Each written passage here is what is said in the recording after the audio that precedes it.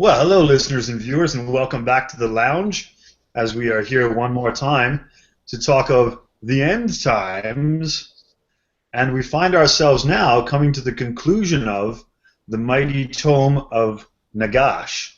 So here we are on chapter 5, in which we will unveil the great machinations of Nagash and Arkhan and Mannfred as they close in on Khemri and Neferata, which is Nagash's ancient home of old.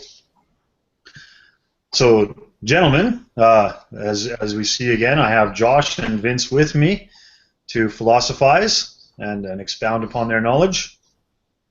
So, perhaps if either of you fellows have a quick word to sum up, perhaps a little bit of what we've covered in the first 4 chapters, just very briefly, and then we'll pick it up the narrative from there. Yeah, absolutely. I guess, very long story short, a lot of people died. The Empire suffered, the elves suffered. A lot of very important people died, and Nagash returned, despite many heroes' greatest efforts. But he was not returned to all power that he had hoped for, and he is still weak. Right. The man is the god is not whole as he had expected to be. So after our last gambits, we had Neferata over tromping down some dwarfs. We had Mannfred and Arkhan fighting off of those that would close in on Sylvania to make sure that they could restore Nagash. And now they find themselves at the opening of this chapter retreating to Nagashazar, which was Nagash's longtime home in the base of the World's Edge Mountains. Now, in doing so, many slaves were collected. Nagash has been feasting upon their souls to build his strength to begin his last gambit. And what I think is exciting here is the imagery that they put forth in the opening part of the chapter, and that is Nagash gets into things with the guidance of Arkhan, and he's belching forth out of his maw this endless stream of darkness that encircles the entire country of Neferata in this closing coil. And I think this is the first point where I myself sort of feel the magnificence and the power that is there within Nagash, and you first kind of realize, well, this guy could really be the real deal and the big deal to it all. What were your feelings about this display by Nagash and his gambit, Josh? I don't know. I have to say, just overall, this entire chapter left me feeling, it felt very anticlimactic to me in a lot of ways. A lot of the build-up, particularly compared to what we were seeing before, when we were simply watching the servants of Nagash moving in the personages of Arkhan the Black and Mannfred and Neferata. I was expecting when Nagash first makes the scene for it to feel bigger, and I don't really feel like that. He's making darkness. You don't feel like encircling darkness around the whole continent is big? Well, I mean, we've already seen it in Sylvania at this point. It's simply a slight increase in scale, but no, I really don't. I was not terribly impressed with Nagash at this point. Fair enough. I will go ahead and take the opposite tack, just because always these are my boys. They have spent 3,000 years in unending sunlight, right? Like, I mean, other than when it's very shortly nighttime, the lands of the dead are never not bright with sun. It never rains. It's a cloudless sky. And, like, it's not just dark clouds that encircle, and obviously the metaphor there, but it's pure death magic. That's why Nagash nearly empties himself out. Like, he can't stand after he finishes this 11-day spell to encircle an entire country in death magic. And as far as not just clouds, they specifically say that beneath those clouds, no living thing remains. So, like, given he used that great weapon against a realm where everybody was already dead, but I understand what he was doing. See, I think that was my issue. Is everything in Nehekhara is dead anyway, so it didn't really feel like it accomplished anything. For it being this big, major to-do, the first act of the Great Necromancer, and it basically had no effect other than allowing his followers who would be roasted by the sunlight not to die. I felt it was lackluster. Yeah, I think I see what you mean, in that would have had a greater psychological effect, obviously, on the Empire or Baconia or Athaloran or something like that, that it's an encircling darkness that's closing in on these mortals, which, as you say, probably had little to no effect on the minions of the Tomb Kings in any stretch. But still a good display of power. Now, I want to switch gears here. Just talk before we go on with what Nagash does. Let's make ourselves aware that the Settra is very well aware of this, and he's sort of known all along that in the return of Nagash is coming for him. He knows it. He knows he's coming, and he's bracing himself. In fact, if we go back to the prologue where we talk about the Tomb Kings and how they introduce themselves, and in that tale there, Settra instructs his mortuary cult to raise the Tomb Kings. And then when they say, well, which Tomb Kings? He says very boldly and in echoing stance, all of them. And I think it's important to understand the magnitude of all of them. So to do that, we got to go back and talk about how Nehekhara is founded, and when we say all the Tomb Kings, what that really means.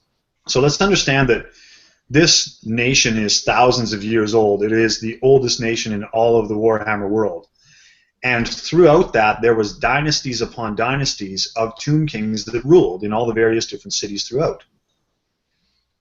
And the way that the mortuary cult works in current-day Nehekhara is they only have one Tomb King, or prince for each of the cities, conscious at any one time, for lack of a better term. So that guy's animated. And why is that? Well, because all of the other dozens and dozens of predecessors have to sort of recharge their battery. And that's what the mortuary cult is working on behind the scenes all the time. So when he asks them to return all of the Tomb Kings to a waking state, that really means every single generation of Tomb King and their populations for thousands upon thousands of years. So quite a mobilization. As a Tomb King fan, Vince, you must understand the magnitude of that. Yeah, absolutely. I mean, think if here's an easy way to put it into perspective. America's not that old, but imagine if we kept like every president and member of Congress and every general who's ever served in the army all on ice waiting to be reanimated in sort of, rotating fashion, right? And then I said, wake them up. And it was like, get them all up. So you got everybody from like George Washington to Ronald Reagan waking up and wanting to go back to war. And, we're a young nation compared to the thousands of year history of Nehekhara, right? Of Khemri and so on and so forth. Yeah, it's a big deal. Okay, so now that we've set the stage for that, we sort of set the stage to the magnitude of what is going to oppose Nagash as he comes in. Now he gets himself organized with his lieutenants, and he sends Krell right up the middle, because we all know that Krell is an unsubtle hack and slash undead bastard that isn't going to do much except for follow orders and swing his axe. He's a soldier. So, yeah, exactly. And we've seen Krell in action a couple times earlier in here, and that's and he is an unsubtle warrior at best. Yeah, Krell is like Russell Crowe in the episode of South Park. He's just making music and fighting around the world. That's all he's doing. It's another scene with Krell. It's him hacking somebody else's head off with his axe. Like that's every scene with Krell. And then around the coast, which would be the western side of Nehekhara, he sends Mannfred off to do his bidding and lead that assault. And then up the other side, actually leading down from the mountains and into the northeast part of Neferata, which is still divided by a mountain range, he sends Neferata towards Lamia, which is her home of old. So he figures that she's best suited to go and trample through and on some familiar territory.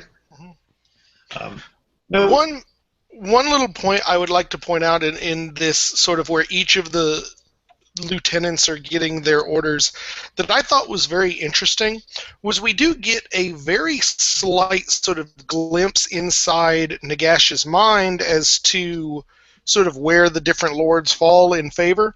And I found it was very interesting. It specifically spells out that Nagash, trusts Neferata the least of all of his lieutenants. And I thought that was pretty funny because isn't at this point Mannfred still planning to actively work against him and try and take things over? And still Neferata is the least trusted, even with that sort of blatant desire to betray. I think that makes total sense to me. My comparison of Neferata to Paris Hilton from when we first found her. I mean, she's just a flighty bimbo that has a little bit of a network of people working underlings, and she tries to manipulate them for her own gains to make herself look good. The only difference was that initially she somehow had the good sense to know that, well, if I don't play along for a little bit, this Nagash guy is going to crush me because I got my fingers in all kinds of different pots, and I got to be careful what I do. So she had a moment of humility there, but otherwise, yeah, she's a bimbo. To me, this has a classic paradigm we can easily compare this to. Okay? Nagash is Megatron, right? And you've got two lieutenants.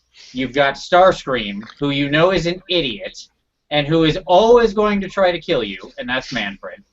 And then you have Shockwave, who is careful and cloying and powerful, and will never give you a reason to doubt him until the moment he kills you. And that's Neferata, right? She will make you believe that she is completely loyal and always do your bidding. She won't push. She's a political master until the moment her knife is in your back. Like, there's no tells for her. Whereas Mannfred basically wears it on his sleeve, right? As you said, like, he's obvious. He's overt. He's the sleeveless Joe. Well, he'd wear it on his sleeve if he had any sleeves. He doesn't, but, you know, you get the idea. Mm-hmm. Yeah. So comparing him to your man crush of Vlad von Karstein, Josh, what's your feelings about Mannfred as he leads this assault? I think we're seeing specifically the arrogance of Mannfred kind of coming back to the forefront again now that he's not being paired with someone who is essentially holding his leash. He's being sent forth kind of by himself. And it specifically says that he chooses what seems to be the simplest path, even though no attacking force has ever succeeded going that way. And it's specifically because it says something to the effect of, if he knew the histories of the land, he chose to ignore them. And so you just kind of see him getting ready for another let's be stupid and arrogant Mannfred moment. Yeah. Yeah, he kind of has that sort of untouchable ignorance, really, about him, and off he goes. Okay. Well, we'll come back to him in a second, but let's start with what Krell does, because in the sequence of the tale, that's the first guy that we look into. And maybe I'll say this first, just so that nobody's shocked and surprised by this. This chapter is a lot of grinding. Like, it's just undead smash into undead, and they grind each other down into the dirt, and then necromancers raise them up again, and then they crush each other down to the dirt, and on and on and on, so ad nauseum. So it is a little bit of a dry chapter, as you said, Josh, at the outset, and mainly for that reason for me. But there is a few little vignettes and highlights in here that I think are worth touching on. So when we pick up Krell, he's got to first make his way through the Marshes of Madness before he can get to the Mortis River and enter Neferata proper. And one of the fun things that's going on in here is he is paired up with Dieter Helschnicht, who is that mad lobotomizing former Empire wizard that delved too deep into necromancy and learned Neferata and got some old texts of Nagash. And what's funny about this guy, And what I remember about the chapter is he is addicted to eating brains. So he runs around, and the healthier the brain, the better. Now, of course, when you're in an army of undead, and you might have some fresh zombies, but you probably don't have that many that are worthy of a good nibble. He actually preys upon other minor necromancers that are part of their march. And I think this is quite hilarious that he does this. You remember this part, Vince? Yeah, absolutely. It's hilarious. I really like all of the interactions with the various necromancers, and like they even make a comment at one point about how he didn't think that sort of the baby necros would be enough to actually sustain and reinvigorate the armies.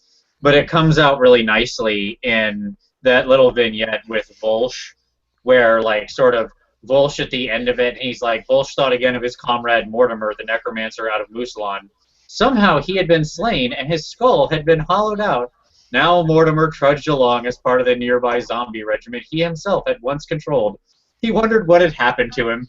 You know, just like, yeah. So it's such a nice little thing because yes, it's just all these. It's all these little minor necromancers from all around the world, right? I think that Volsh himself is from Kislev, if I remember, and so it's just all these people who have turned to necromancy, and they're all now caught up in this, and he's just relying on a number of low-skilled necromancers to keep the army moving, and also for him, it's basically a walking buffet. Yeah, and right at that moment, Dieter Hauschnick kind of swoops down on him because he's a little bit separated from the crowd. And they get into a little minor exchange, and you can see that Volsh is a little bit nervous about being alone with this mad necromancer. But luckily, there's some sort of distraction and interjection that goes on that sort of saves Volsh's melon, so to speak, from certain doom. And Dieter Hauschnick is distracted by something and flies off, much to the sigh of relief of our little friend Volsh. Yes, absolutely. I was also happy to see that Volsh rides a corpse cart. I like a necromancer on a corpse cart. So that was a nice little mention of the talk of him bouncing along on his. I can picture the scene of him just like trying to catch up as his little zombies run with him. Yeah.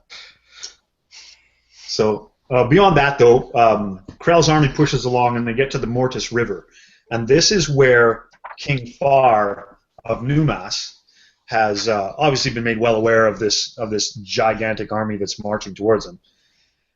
So that's where he decides to oppose him, is right on the edge of the Mortis River.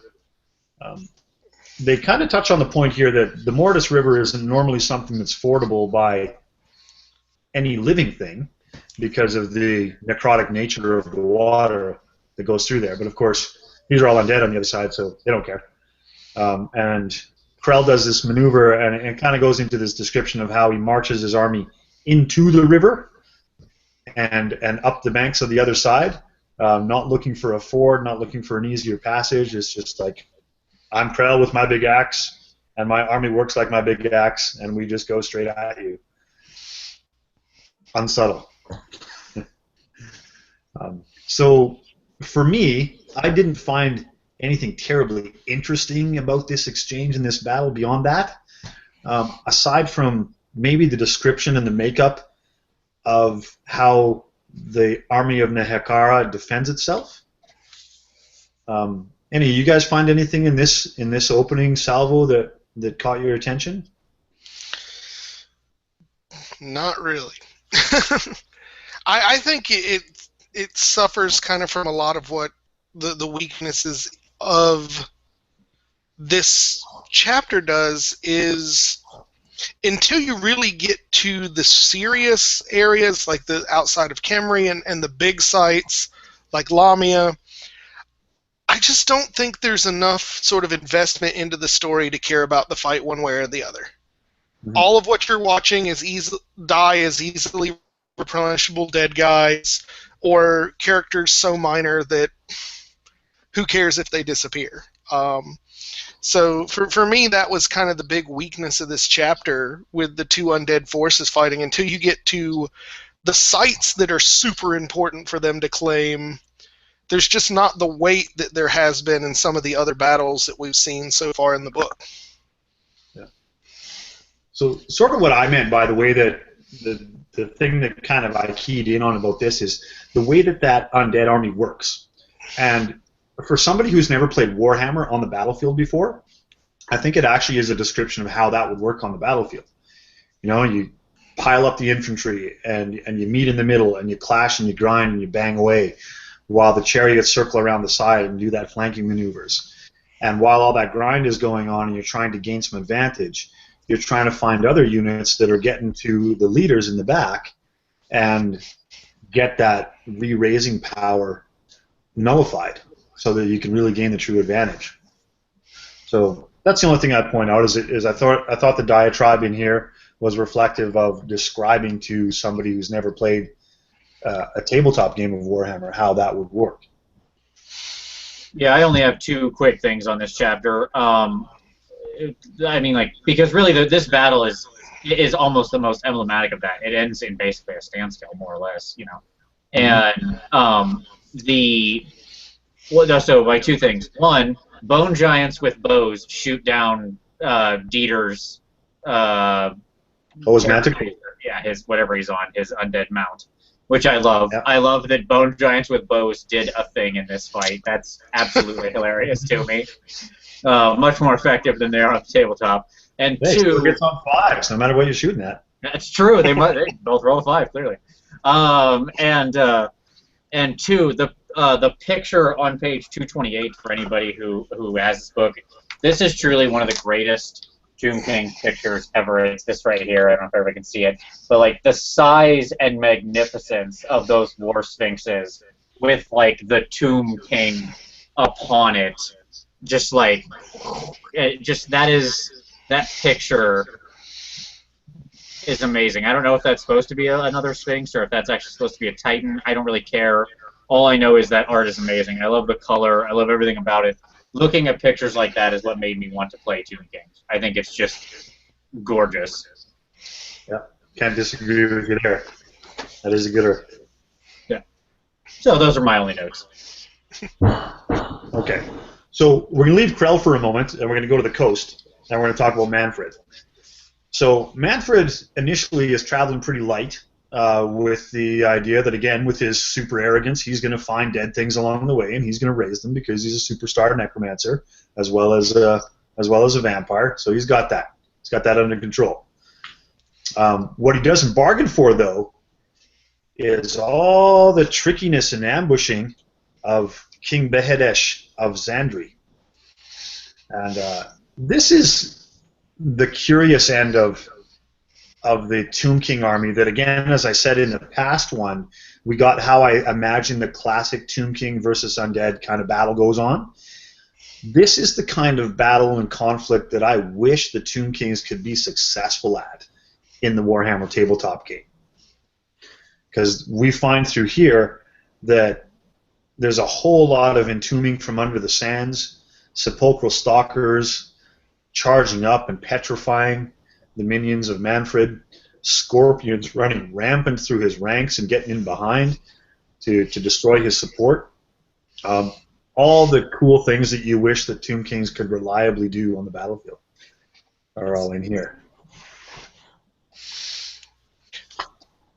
I actually think the standout part about this actually is not so much the general discussion, but it's actually the first in-character little aside we have here, where you do get a little bit of a better look at how Mannfred kind of runs his army. It's talking about how he chose his lieutenants that serve him in this battle, and specifically talking about how he did not want to use any of his own get because he knew them too well, but he knew from drawing from other folks that he opened himself up to potential spies getting in, and he very quickly, and in one of the few times that I think they use Mannfred well as the genius he's supposed to be, he pretty much outs Von Grech almost immediately as a spy for Arkhan.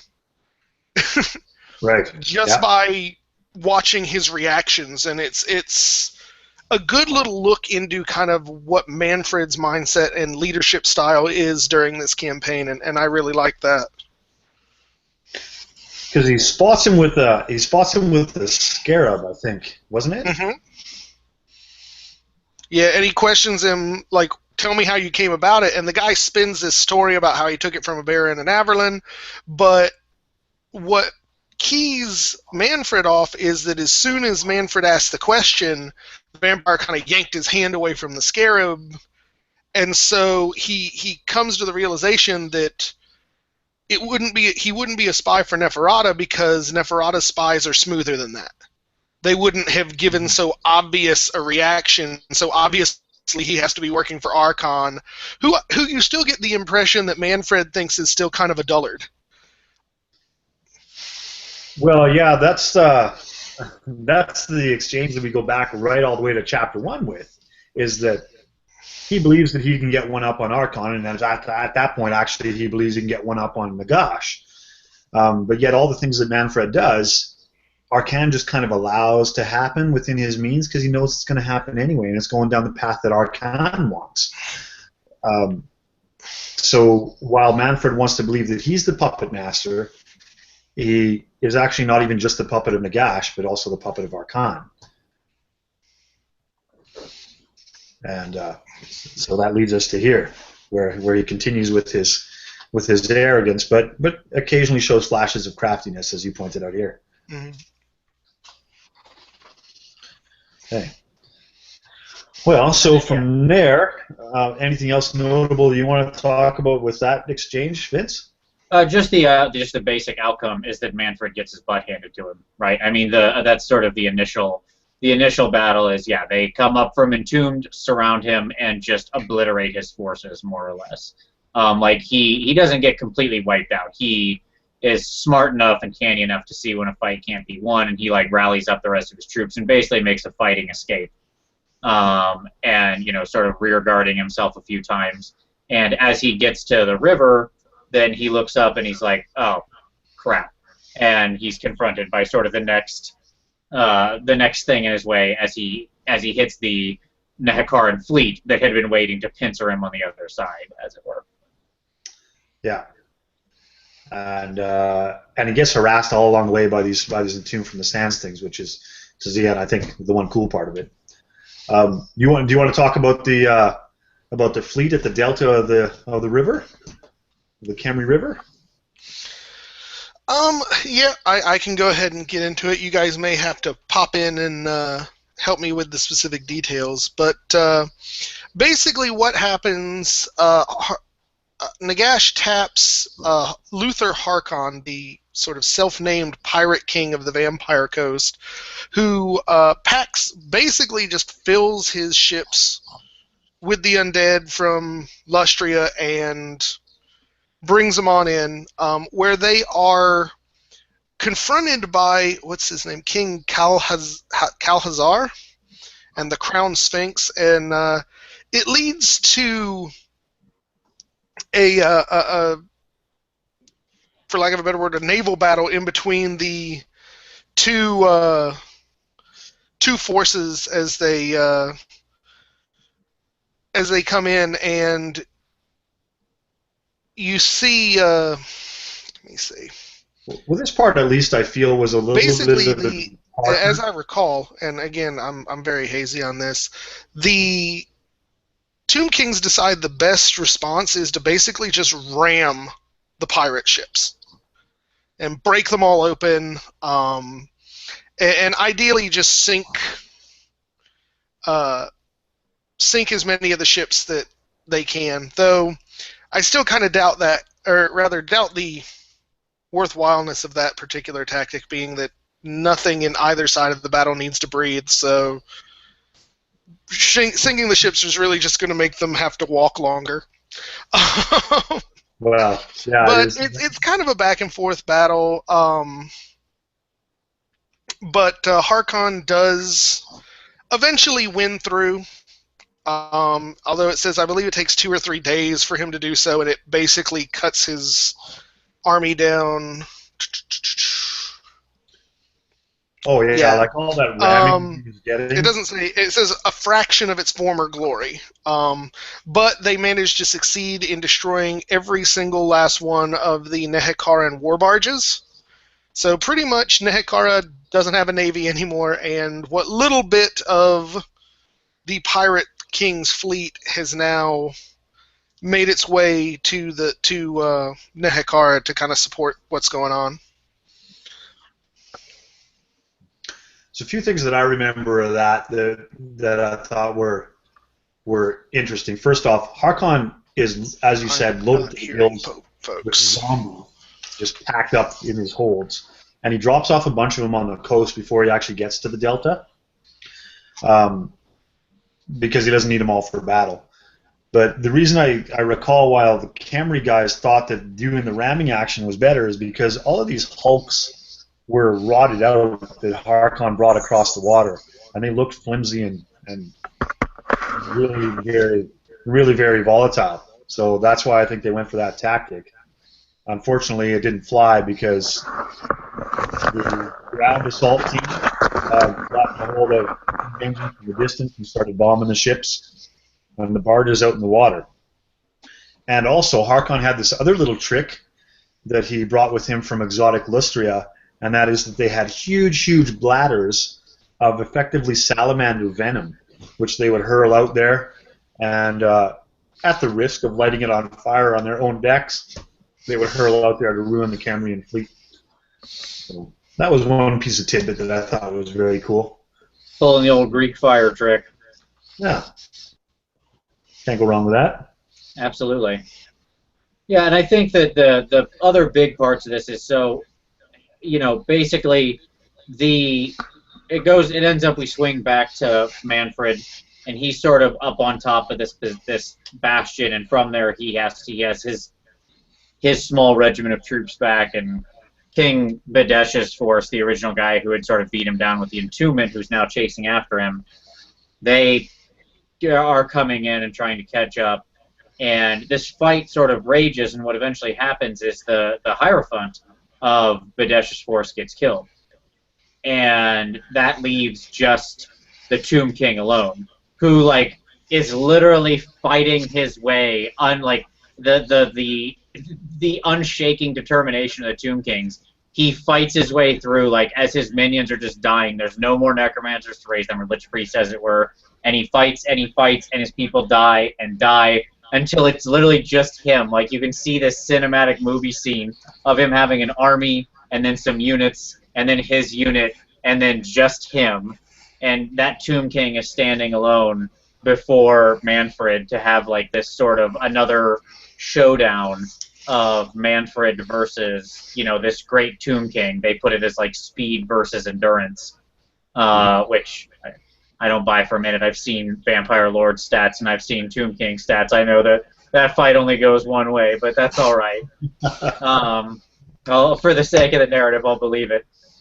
But it doesn't actually come to pass because old Helmut, which is one of the three sort of vampires that Mannfred had recruited for this, the third of which being the guy that Mitt was talking about, right? The suspected spy of Arkhan.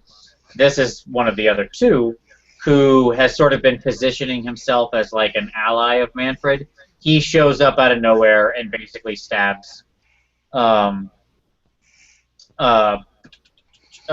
Tomb King in the back, Benedesh, I don't know how you say his name, but yes, the Tomb King of Xandri, and kills the guy, and then of course he's like, yeah, I'm the best, look at me, I killed that Tomb King, you owe me big time now, and then the Tomb King of Xandri turns into a big mountain of fiery golden scorpions and scarabs and consumes Helmut completely, because that's what happens when you kill Tomb Kings, you get cursed. I know, wasn't it great to see how the curse actually works? I thought that was awesome. Good. I did like that.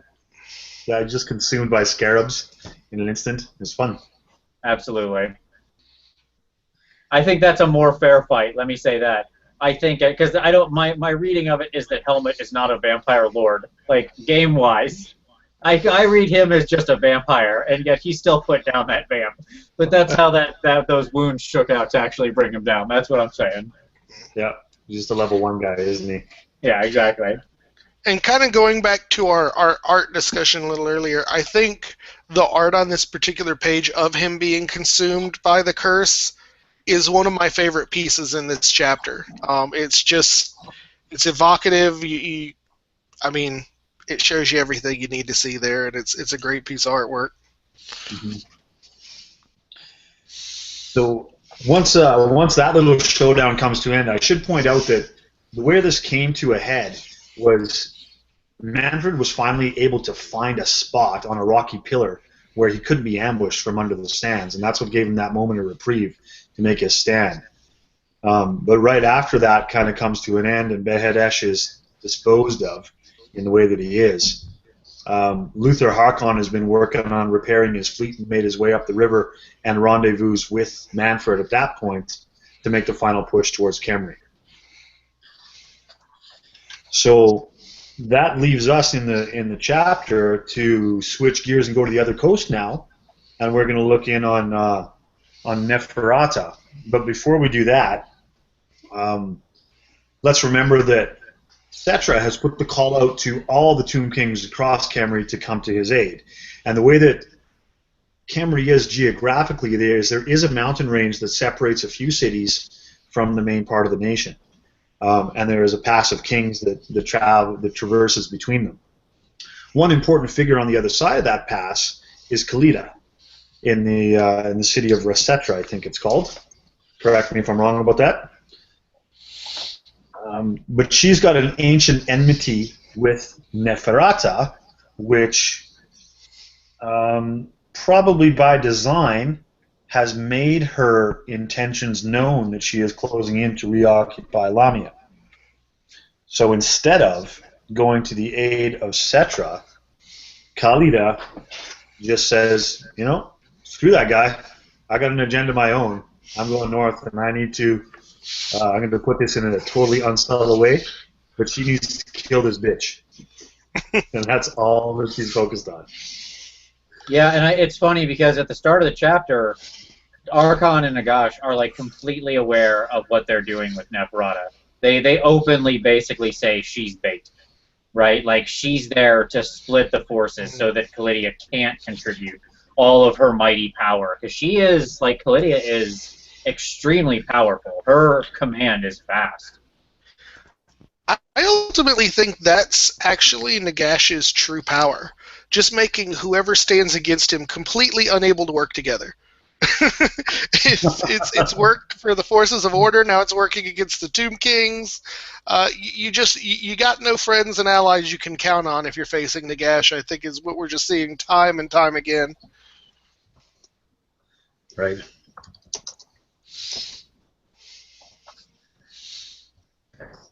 So there is a little bit of ancient enmity, of course, between these two. Neferata, if we remember her history, she was the first of vampires, and Lamia of old was a pretty opulent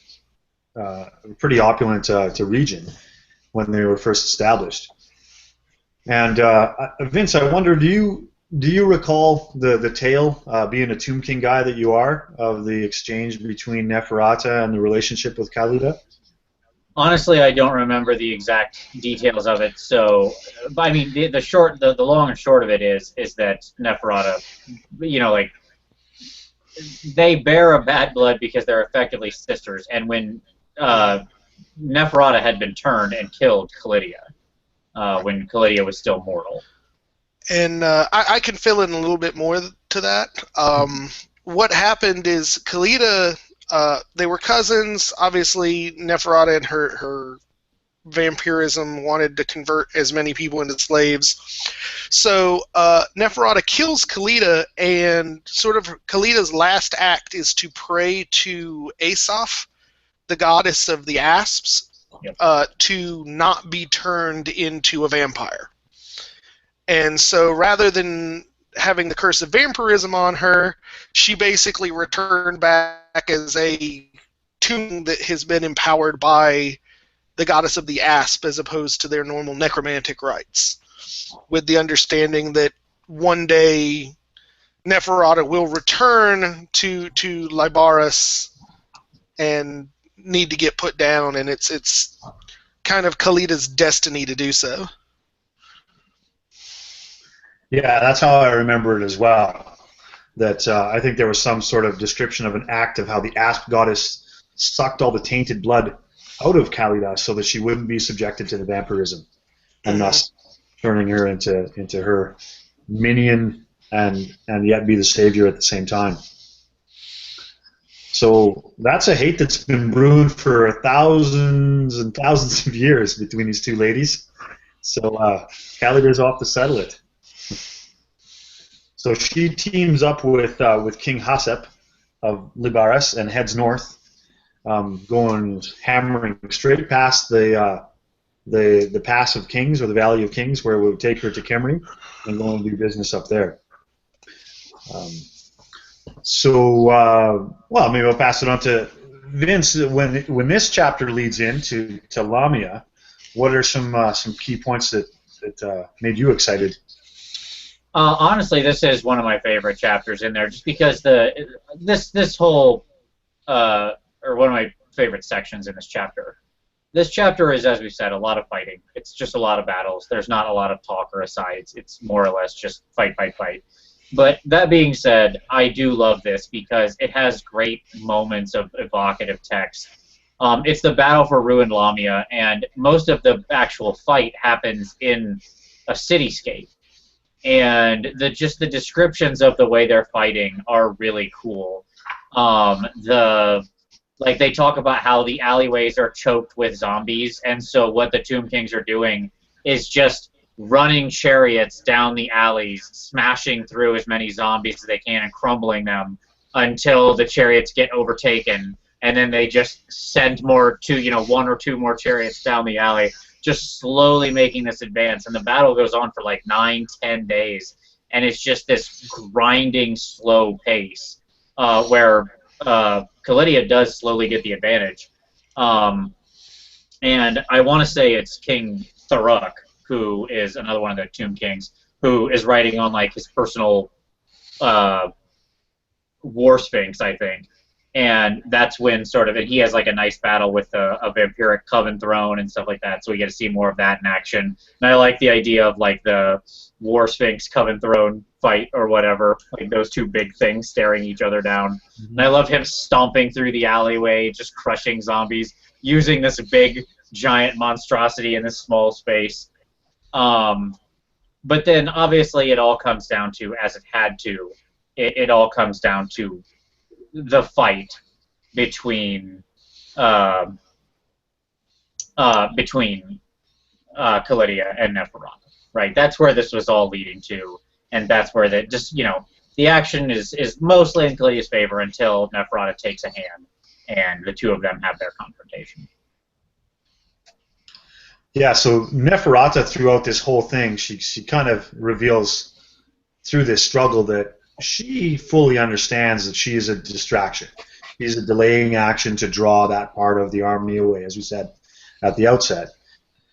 So there's a couple times in here where she expresses that she needs to reveal herself, but not too early. She needs to throw herself into the battle just so that they know that she's there, and make sure that Khalida always has that carrot that she's chasing to the ultimate goal. Because she realizes what Khalida's intentions are, and she wants to come and murder her. And she has it all laid out. She has it all well planned. She's going to retreat at exactly the right time and slip away off into some secret tunnels that she has had in Lamia from ages past that are still there. She uses her minions absolutely selfishly and sends her handmaidens to their deaths. In fact, there's one of them even that she, just at the last moment, says, "Oh, you know what? No, you can have my big fancy abyssal terror mount. That's good. You should use that and go back into the fray, and then just delay them for a little bit longer and retreat." But she has no intention of having that handmaiden retreat. I can't recall if she had a name. But yeah, she's just using her minions as another delaying tactic again. But she almost gets caught with it, which is the amazing thing about it. And Khalida and her have the big showdown right on the platform. But after it looked like it was going to go in Khalida's favor, unfortunately for those that are looking for the good guys to win, it still doesn't happen, and Neferata slips away into the darkness. I actually think, to kind of talk about that a little bit more, I actually think this is one of the few parts to me that jumped out in this chapter is, again, that little aside where it talks about sort of the clash between Khalida and Neferata. And it's your normal little battle thing. But when it talks about them splitting, it specifically says that as Neferata left, it says, onward she ran, wiping tears she did not know she still possessed. Perhaps she wept her lost sisters. Perhaps it was frustration, or the fact that she was once more fleeing for her life from beloved Lamia. And I think that chapter, or that small paragraph, 4 sentences, did more to add extra layers and interest to me for Neferata than the whole rest of the book has up to this point. I think, just like with Vlad, there's hints that there are other things than just sort of the power-hungry, I'm evil because evil is cool and it gets the chicks, which everyone else seems to be. Yeah. And I love those little things, and I wish they kind of did a few more of them here. But. Is it because it kind of gives you a hint that vampires might be emotional? Yeah, I mean, it gives me a hope, at very least, that they're more than just evil caricatures. Mm-hmm. I think this book is filled with so much evil, just being evil for evil's sake, that I desperately have to cling to the little hopes that these people are actually fully defined characters, even though I fundamentally know that they're not. But it's like a drowning man clinging to the last few pieces of wood of his destroyed ship. It's all I've got left at this point. Okay. Vince, do you have any final thoughts about Lamia before we leave it? Khalida got robbed. She did get robbed. I agree. That was her time. It was. That's all right. She'll have plenty of time to score it again. What does it say about her that she's fated to exist until the last vampire has been laid to rest? Yeah, well, that's her pledge and her goal all along. It's because she's seen that vampirism essentially birthed all around her thousands of years ago, and she realizes the evil that's presented, and the uncleanness of it, I guess. So it's been her sort of crusade ever since. Mm-hmm. Before we kind of make our way into the central Khemri for the making the final push of the last conflict, I'm going to chase my cat away. But there was another little quick episode that I think is worth revealing, and that is that at the mouth of the Valley of the Kings that we talked about before is the city of Marac, and that is also one of the major points of the mortuary cult. And there's an episode here while the battles are raging up in Lamia between Khalida and Neferata's forces that a contingent comes down to the gates of Marac, and it's Arkhan that sort of infiltrates there, gets a little bit of a nod from the head of the mortuary cult, the high priest, the high lich priest, and effectively lets him in and says, "Hey, we've been waiting on you," and sets the stage for what's going to be something to come up a little bit later. But I only just wanted to briefly touch upon that so that you know that there's our first signs, maybe not our first signs, but a definite sign that there's a little bit of inside job in the works here in Neferata, where Nagash and Arkhan still have people that favor them over Settra's all indomitable will. Okay, so let's close it in on Khemri. So back to our other two frontiers.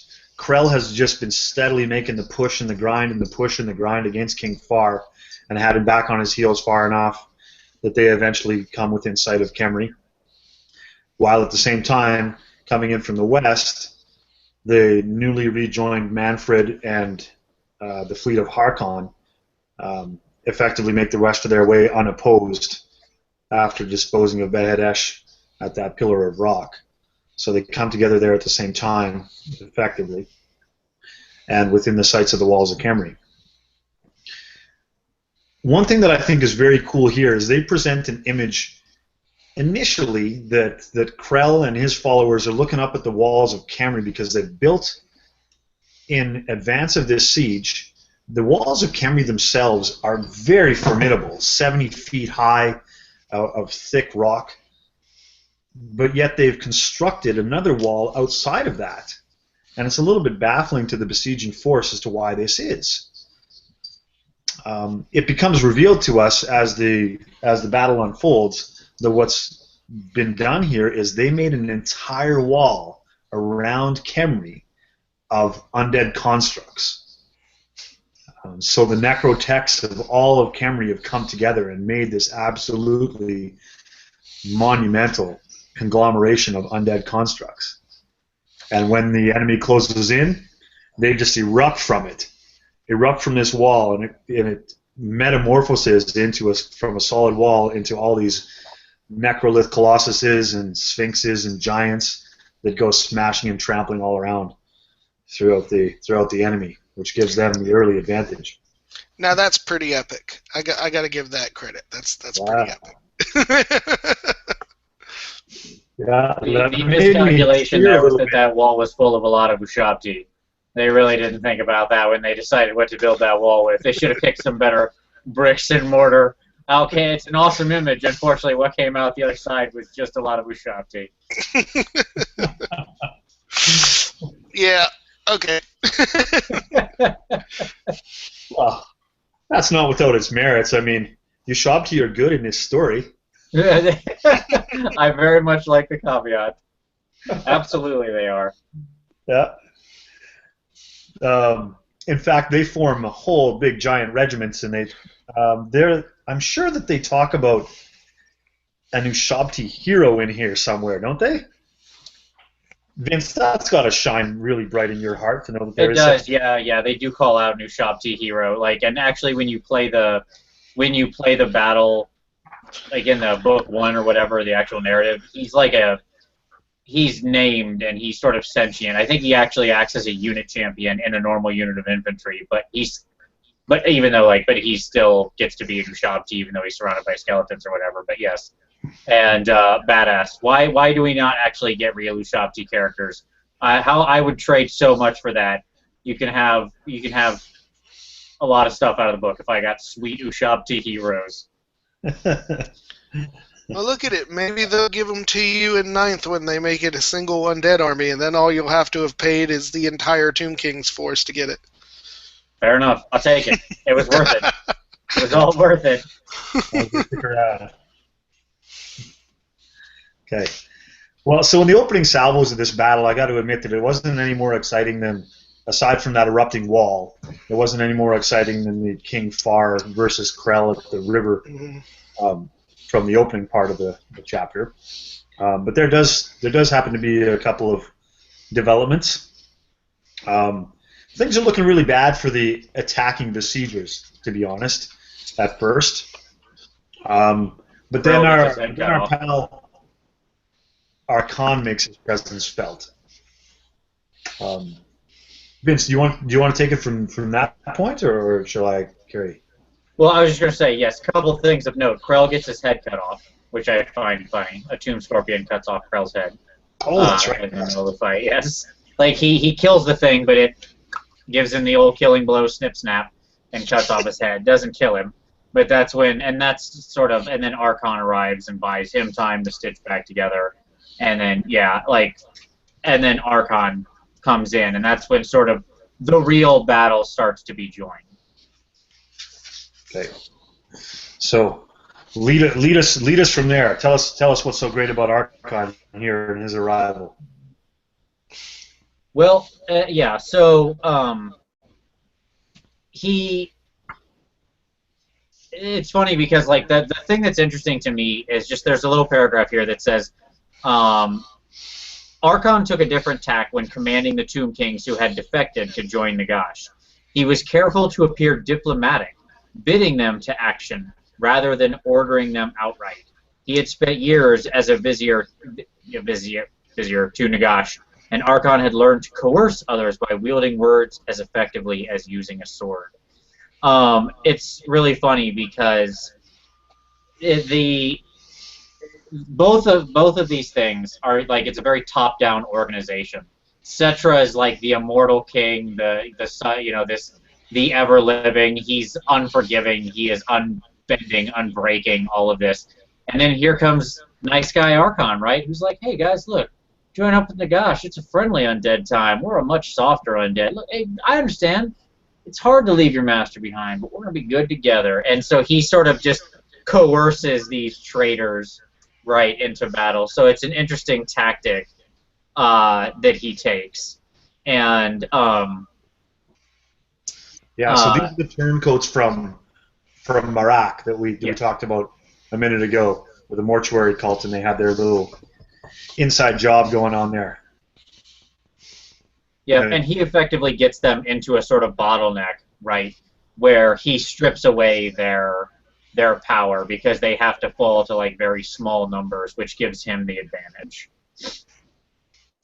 He gets them to this single bridge crossing, and effectively they sort of the tide starts to turn then again against the forces of Khemri under Arkhan's ministrations here, well, along with guiding the traitor forces, and that's when the Hawk legions occur, which appear, which are sort of Settra's personal troops.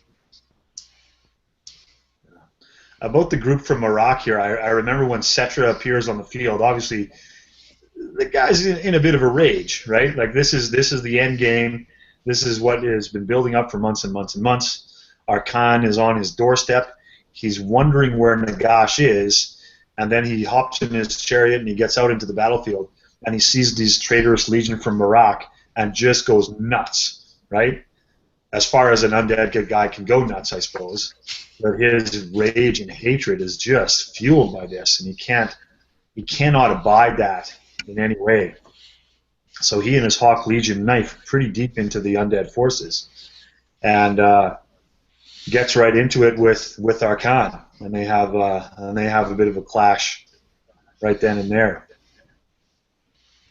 The long and the short of it is Settra with the mighty destroyer of eternities just kind of lops Arkhan in half and straps his remains to his chariot and drags him through the dirt, which brings me an image that I recall from that film of Troy, where Achilles straps Hector to the back of his chariot and drags him around for a half an hour or so, dragging him through the dirt and getting him all mucked up.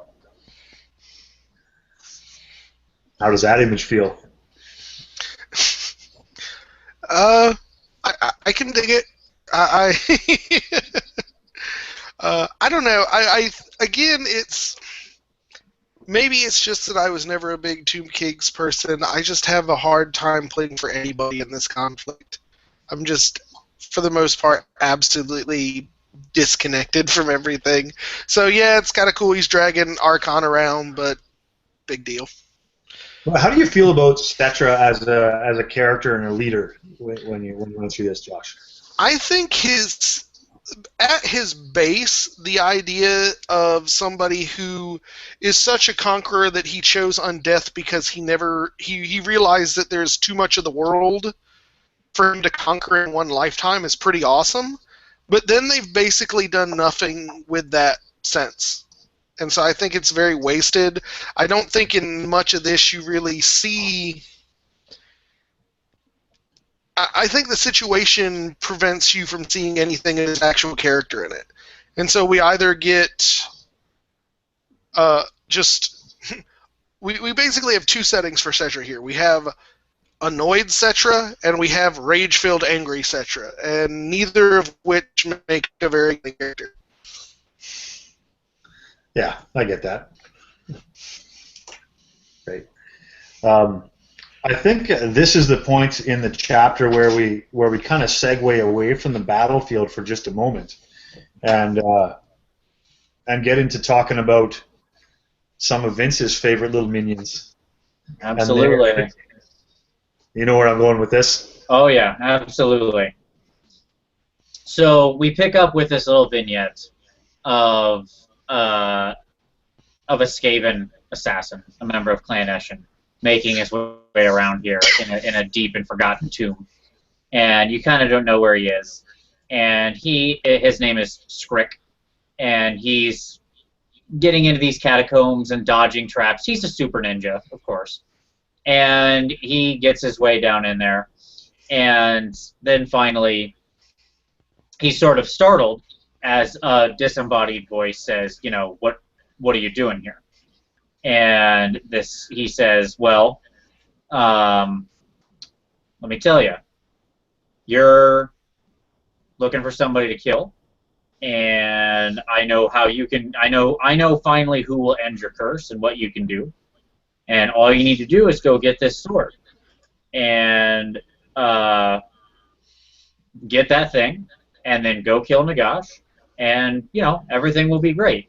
And you realize who he's talking to is this character, Prince Apophos, right? Or Apophos. I don't know how you say his name, but that's who it is.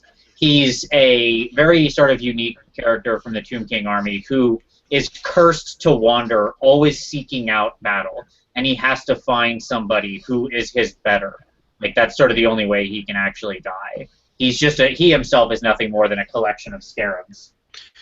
Well, actually, I think little tweak to that is, to take credit, and what makes it truly a sort of an interesting story to me is it's not that he has to find a soul that is better.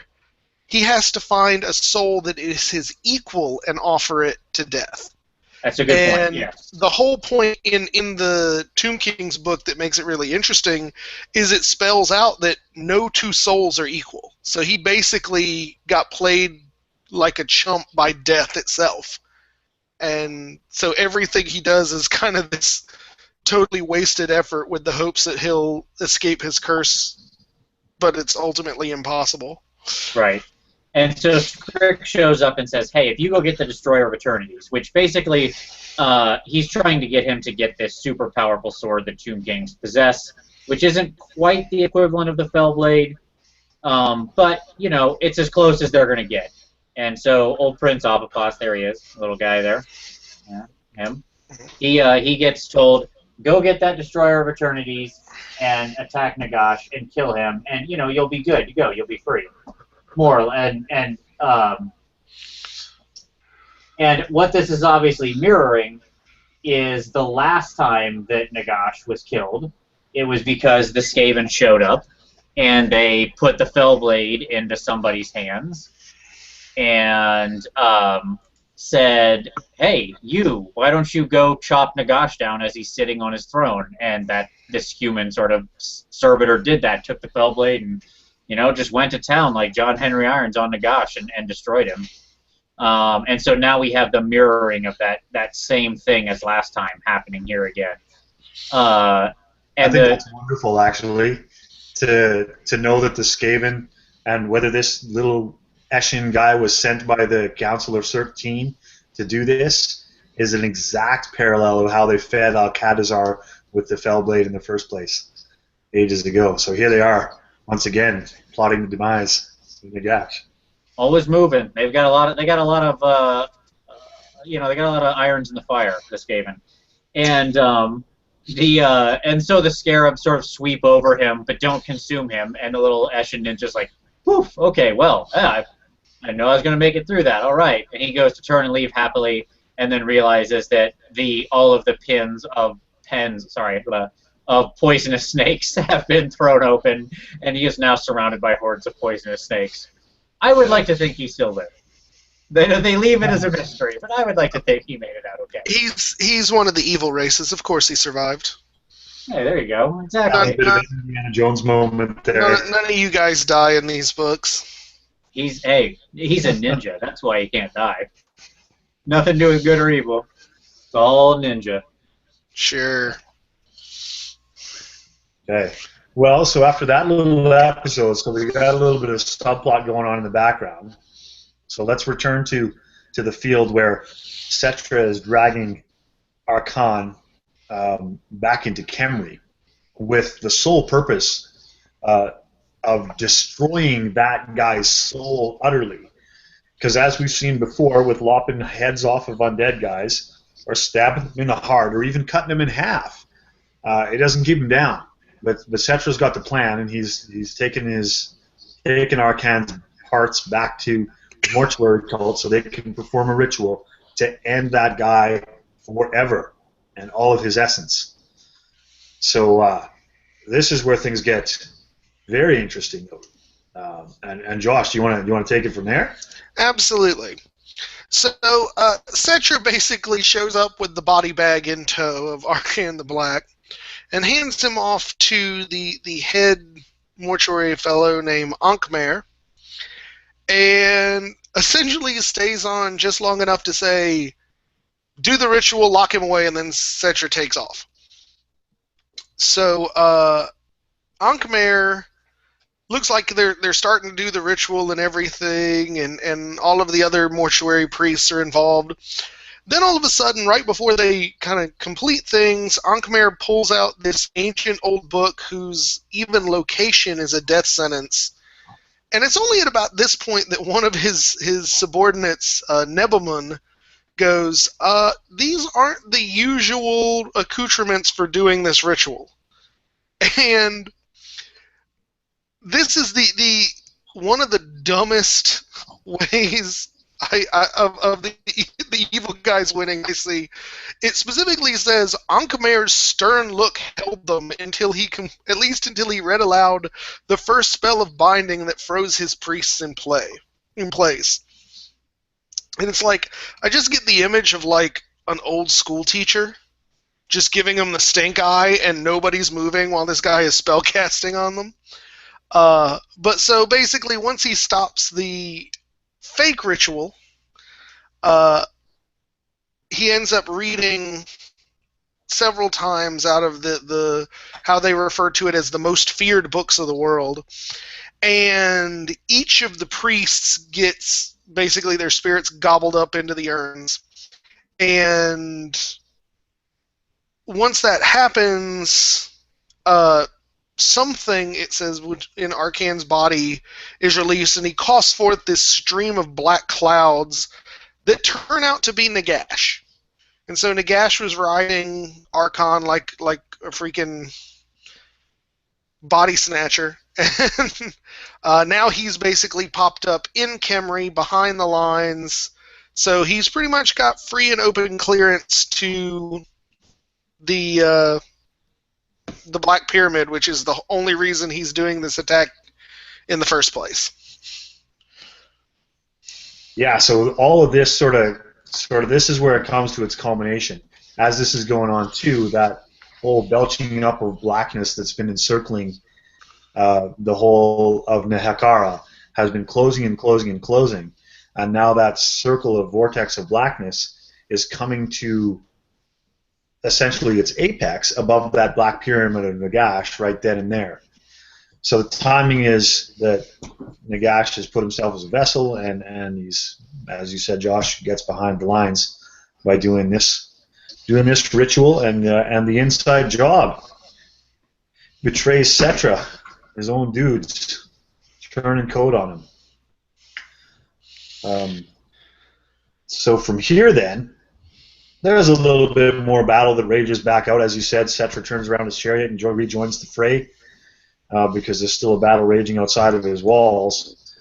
But in the meantime, Nagash has his, now that he has taken form, he's still got some work to do in the Black Pyramid. One of you guys want to tell us about how that comes to its epic conclusion? Yeah, I can. So Nagash basically goes into the Black Pyramid. You find out that ultimately he really doesn't care at this point about taking over Neferata. He wants essentially to claim the last bit of the energy of death that was sort of denied him by the ritual. So to do that, he's got to go into the underworld and take out the Neferata god of the dead, Usurin. I'm not sure how that's pronounced, but yeah, maybe. And so to do that, he basically calls up our good buddy, the brain-eating hell snitch, to come along with him. And turns out the whole reason why he's chosen is that he was the one who has basically found the books of the Liber Mortis, and once Nagash goes into the underworld to fight Usurin, it's really the power of Hellsnitch reading the 9 books of the Liber Mortis that sort of gives Nagash the ability to take on the god of the dead. And it basically talks about how they're kind of evenly matched because obviously Nagash is at the height of his power here, and the god of the underworld is sort of at the bottom of his, given how far his cult has fallen since the days of Neferata. And basically, huge throwdown happens, and the necromancer allows the souls bound in the underworld to essentially smite the god of the dead. And so once the god of the dead is smited, basically Nagash makes a sandwich out of him and consumes his power, and for some reason that makes him grow to 50 feet tall. I'm not sure about that, but he gets supersized. It's a Galactus complex. I guess it's. I have completely lost all interest in this series by this point. The dumb has overwhelmed me. I can't take it anymore. Let me say this. I think that this is a good, there is a couple of neat things going on here. So, one, I actually rather favor Nagash's plan here. It's very tricky. He made himself so weak that he could, and, you don't understand why. We talked in the beginning about this big cloud, right, that he made, and you're like, well, why was he doing this? There's no point. There's no real life in Neferata that he was actually killing. Well, what they mention is that the vortex of that massive storm spun at the center of the Black Pyramid, and that itself was sort of the anchor of this storm, is what it became. And Nagash needs to get into that Black Pyramid, and he's going to need to have a lot of power when he's there. The problem is if Nagash strides into, he knows full well that if he strides into Neferata with his current power level, as powerful as he was at the end of the 9 demons, Settra and all the rest of the Lich Priests would be able to find him immediately because he'd be a bastion of death magic. They'd sense him. They could ride out, meet him, and beat him. He just isn't strong enough to take him head on. So he actually shows his brilliance here with this incredible gambit that it even mentions Arkhan was against. He takes all of his power and shoves it into this cloud that is slowly siphoning it back into the Black Pyramid, which it's so slow and careful that even Settra and the Lich Priests don't really realize what's going on. Then his form being so weak, he basically sticks himself inside Arkhan, lets Arkhan get killed, but making it hard enough that Settra would feel like he earned it, sneaks his way into the pyramid, comes back out of Arkhan at the hands of one of his traitors, and then what's waiting for him? All the power he's been slowly filtering into this thing over the long tide of the battle. He grabs a hold of it and then uses Dieter reading the 9 books to then seal the other part of his plan and steal Ursian's the god of the dead, since none of us can say his name. Corpse Boy. Yes, his power, and all at once he just pulls this masterstroke that makes it complete, and he is arisen. And I really think it's a nice thing because you see the sort of brilliance. It's quite a gambit on his part. it pays off. It pays a couple things that happened earlier in the story off, and I think it's a neat thing for him to kill a god. I mean, that's certainly the level he's playing in. He already basically, started on a dwarf god to get himself amped up, and it mentioned before at the start of the chapter that he would have never been able to make the Black Cloud had he not consumed the essence of the dwarven god. I guess whatever. And so I rather like the moment here. I think it's a nice culmination of just how potent Nagash is. And I think it is worthy of the sort of the end game. We spent through this book 250 plus pages to get to this point. So there's got to be some grand scheme at the end of it, and I do still feel like it is quite a grand scheme that unfolded to get to that point. So I feel justified and satisfied with the scheminess that it took to get there. I feel a little bit bad for Arkhan though, because he was he was obviously the ever loyal servant, and he had everything to risk in that whole ploy, but yet he agreed to it in the end. So, well, let's regroup here then again. So Nagash has come to full form. He's consumed Ysirian. He grows to Gigantor size, and now it's time that he comes forth out of that pyramid to while the battle is still raging outside of the walls of Khemri. And this is where Vince, your guy, comes in, aided by the Skaven. You want to give us this little resume of the vignette? Absolutely, yeah. So he, Nagash is out there, kind of kicking some butt. He's knocking some dudes around, doing his Nagashi thing. He had already finished off the Golden Guardian of Petra, one of the most powerful war sphinxes that had ever been built. And so he's out there in the sands. And who should show up but old Prince Apophos, with who had retrieved the Destroyer of Eternities, which King Settra there at one point had went back to retrieve it, saw that it was missing, and was like, stupid Lich priests telling me about this thing. And just, whatever, and he goes back to join the fight and sort of doesn't have time to waste worrying who's got the thing. And Apophos pops up behind him, and, he's so sneaky, he's very sneaky, that Prince Apophos. And he stabs Nagash in the back, and, clearly does do, significant damage to Nagash, but not enough. I would say, in game terms, since this sword grants you heroic killing blow, old Apophos did do some wounds, but failed to roll any sixes. That's what I read out of this. Or maybe Nagash ward saved it. It's hard to say. Yeah. But either way, he fails.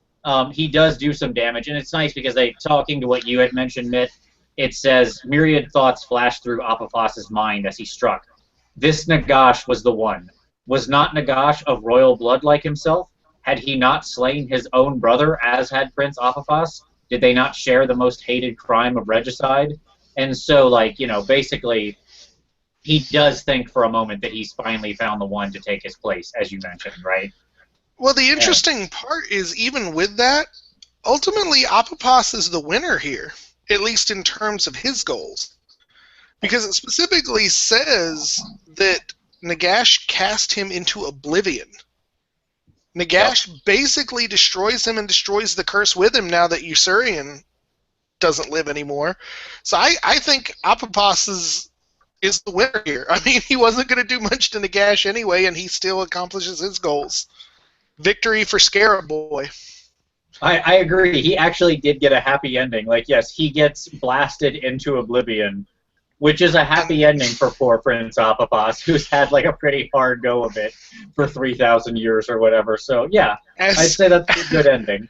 As the readers have also had a hard go of it with no happy endings for 287 pages, so that's the part I'm going to cling to.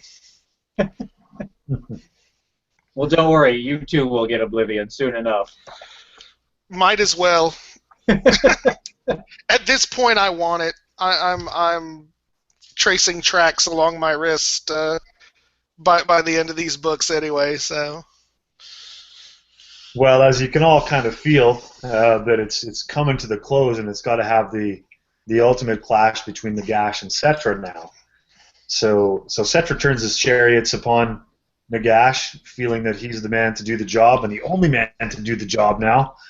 And they kind of lead into it like Settra gets a couple of licks in on Nagash, and that his amulet gives him a little bit of a resistance against Nagash's necromantic powers to make him not just automatically crumble at the cast of a finger like Nagash could do to many of the other minions.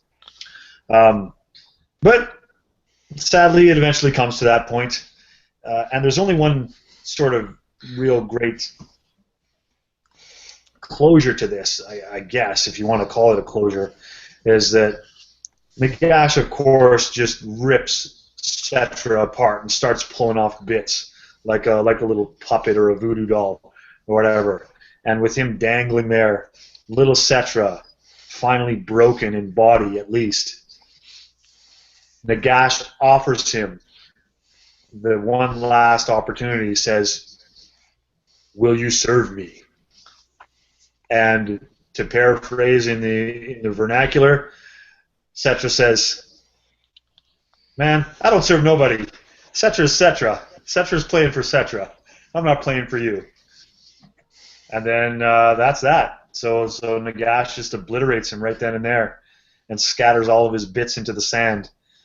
And thus ends the greatest of all of the Tomb Kings of Khemri in that instant. We mentioned, like, what do we think of the character of Settra? Perhaps it's just my own arrogance, but I do love the guy. I love guys with long titles, and this dude just rattles them off like it's going out of style. There's no end to what he calls himself, and I like that. I like that a great deal. I think he's fun. And, thus did Settra, Lord of Khemri, the King of Kings, the rightful ruler of Earth, Sky, and the Four Horizons. Settra the Imperishable. You gotta love a guy like that. And yes, the other really neat moment there in the Settra Nagash confrontation is Mannfred is there looking on, right? And Mannfred sees in Settra a reflection of himself, this ultimate arrogance and power. And Mannfred sees that, like, he missed his opportunity. He should have actually fought. He shouldn't have bowed his knee. And he realizes that he would have had an ally in Settra, and that the two of them might have stood a chance to actually bring Nagash down. But alone, neither of them could do anything, and it was now too late. The moment had passed. Yeah, I'm glad you brought that up, actually, because that is one sort of final reveal for Mannfred. But I do get the feeling out of Mannfred after sort of making that realization, that he also comes to the second realization that any opportunity that he had clung to of hopes of getting that upper hand on Nagash, it's now over. Like, he is servitude for the rest of the time at this point, once he sees the full glory of Nagash. You get that same feeling? Absolutely. Yeah, I think there's a moment of very stark realization for Mannfred. Yeah, again, this is another one of those little one-paragraph bits that, like, it's a few paragraphs throughout this book that is stopping me from complete distaste for this whole thing, and this is another one of them. Yeah. And one thing to share with everybody right here is you guys have talked about your favorite pieces of artwork, but this is for me, this is the iconic one right there. This is this is the culmination of the two great powers, and Nagash in his full glory, bringing it on down on old Settra. Absolutely. It's worth noting that Settra's weapon, is the Blessed Blade of Petra or whatever, it's not a evil weapon. Like, it's worth noting that Settra actually wields like a holy blessed weapon. The Tomb Kings, they get a bad rap, but remember, they are like a neutral army in the span of the Warhammer world, like in game rules or whatever. And Settra, for whatever he is, he may be undead or whatnot, but the Tomb Kings themselves were not a force for just like utter evil or destruction or something like that, and their leader did wield a holy, blessed weapon of light, for whatever that's worth. It's actually kind of a pity that they weren't completely evil. He might have stood a chance then. Yeah, well, that's what you get. There's no time for neutral in this. That's what it comes down to. You got to pick a side. Unfortunately, he picked himself. That's not the winning side. Yeah, so speaking of winning sides, Nagash is utterly in control now, and with the will and the power that he has over undeath, he effectively has at that moment power over all of Neferata, whether they be raised by necromancers or raised by the mortuary cult. He's got full control, and he decrees at this moment that he is going to razz everything to do with Neferata. So in the end times, as we go along, there's a lot of mass destruction, but this is the first that we get of just obliteration of an entire nation. So stuff starts to crumble. The stones that have stood for nigh on eternities start to fall into the sands, and everything about Khemri, it just disintegrates. Except for the Black Pyramid, which is Nagash's machination and the thing that he fashioned back in his early days. And so the Black Pyramid of Nagash, which dominated the skyline there, gets a big rumble and starts to rise into the sky. And we now have a flying pyramid. Absolutely, echoing what's to come. It's the Black Pyramid for Nagash is like the C-3PO for Darth Vader. It's your early, it's for one of the first things you build. You're always sentimental to it. You can't leave it behind. Yeah, and he's put a lot of his time into that thing. That's his one of his favorite toys. So he doesn't leave without it. So that sort of closes the door on. Well, maybe before we sort of draw this to a conclusion, that closes. I'll say this: this closes the door on the campaign of Nagash. He becomes his full stature. He's eaten a god. He is now the incarnate of death. He has full dominance over Neferata and the undead, and he's got his Black Pyramid back. So all of the schemes after this long campaign have finally come together for him. So let's kind of put it out here and ask you guys individually through this last chapter. Then, thinking about this last chapter alone, what was a good moment for you? The one that you kind of latched onto and you'll remember from this chapter 5 specifically. I'll go first. I think my only good recollections of this chapter are the 2 times, one for Neferata and one for Mannfred, where we see a little bit of that doubt, a little bit of that weakness, that characterization beyond we're evil, serving evil because evil, yay. And I think, ultimately it comes too little too late for my tastes, but I think that's definitely sort of the hidden stars in this chapter. And how about you, Vince? Well, there's 2 things. I just want to put a pin on 2 things that happen at the very end of this chapter, which is, one, after he sweeps Neferata into ruin, all of the rest of the surviving people bow the knee to him, including you find out that Kalidia has survived, because we kind of left her with a questionable did she live. And she does, and she bows the knee. And very openly, she bows the knee only to buy herself more time to kill Neferata. I love her single-mindedness of purpose, and you got to respect that. And so Nagash is going to get another minion that wants to fight against each other. Yes. And we find, and I don't know if we want to touch on it now or if we want to like leave it for after a moment, but then we have the final wrap-up with Settra, which I think is of great import. Yeah, you know what? I'll hand that back to you in a second.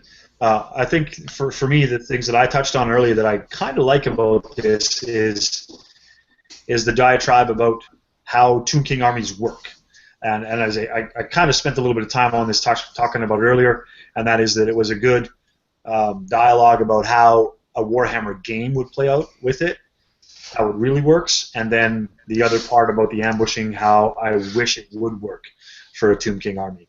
So those are some bits that I take out of that. Not real epic, but just some tiny tidbits that I enjoyed, aside from the tale itself.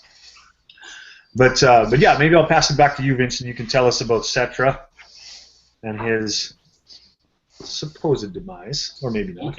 Yes, indeed. Well, yeah, and being a Tomb King nerd, even though this battle is not this chapter is not the most exciting, I did like it. I like descriptions of war sphinxes stomping things to death and stuff like that. I'm a sucker for those kind of things. Why I have the army. I like to picture it in my head. So, but we have the ultimate end of Settra. So Settra was scattered, but remember, I listed off all of Settra's titles, and one of his titles was Settra the Imperishable, and that's not a joke. Of all of the people, of all beings in the world, he is one of the most immortal, and as close to that word as you can get. He's been torn to pieces, and he's only vaguely aware of his body scattered over, distance in the sand, and he's just watching the sun rise and fall and rise and fall and rise and fall, and he knows that the vultures are coming, and eventually his body will get sort of eaten away mostly, but he'll still be consciousness and just suffering.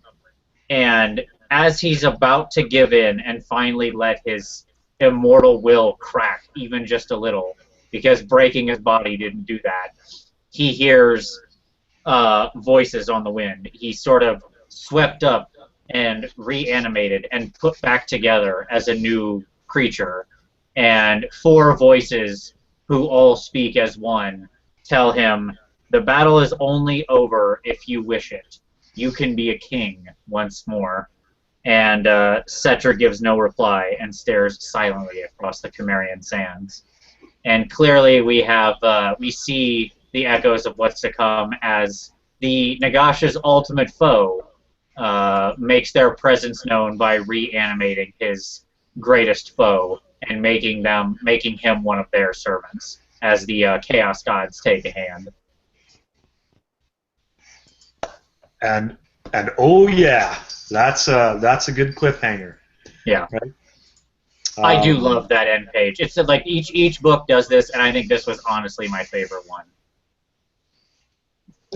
So this sort of closes out the theme that I think that is underlying within this whole opening salvo of the end times, and that is that we all kind of recognize from times past that chaos is the great antagonist in all of this, and is sweeping down and building up in the far north to sweep down through the old world and crush it utterly. But yet there's a slim hope that Nagash, in a sort of a bizarre way, could be the savior here, because he represents order.